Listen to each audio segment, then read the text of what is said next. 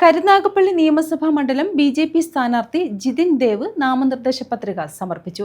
സഹവരണാധികാരി സുജാത ദേവിക്ക് മുൻപാകെയാണ് പത്രിക സമർപ്പിച്ചത്.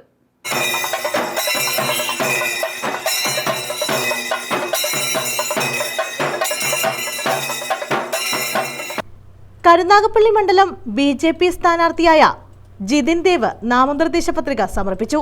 സഹവരണാധികാരി സുജാദേവിക്ക് മുമ്പാകെയാണ് 12 മണിയോടുകൂടി പത്രിക സമർപ്പിച്ചത്. മുൻ കേന്ദ്ര സഹമന്ത്രി ഭാരതി പവാർ, മഹാരാഷ്ട്ര ബി.ജെ.പി. നേതാവും തെരഞ്ഞെടുപ്പ് ചുമതലക്കാരനുമായ സുജിൽ പാട്ടീൽ, മാലുമേൽ സുരേഷ്, തൊടിയൂർ രാമചന്ദ്രൻ, മുരളി എന്നിവരുടെ സാന്നിധ്യത്തിലായിരുന്നു പത്രികാ സമർപ്പണം. നൂറുകണക്കിന് പ്രവർത്തകരുടെ സാന്നിധ്യത്തിൽ പ്രകടനമായി തുറന്ന ജീപ്പിലാണ് പത്രികാ സമർപ്പണത്തിന് ജിതിൻ ദേവ് എത്തിയത്. സ്ത്രീകളും കുട്ടികളുമടക്കം പ്ലക്കാർഡുകളും കൊടികളും ഏന്തിയാണ് സ്ഥാനാർത്ഥിയെ അനുഗമിച്ചത്.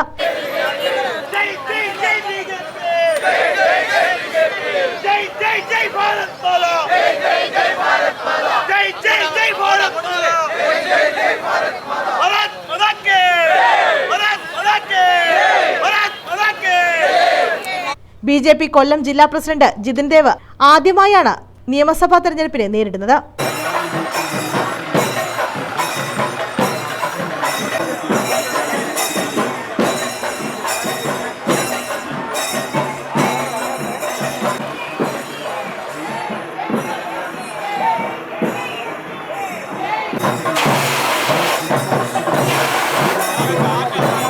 News bureau, Karunagappally.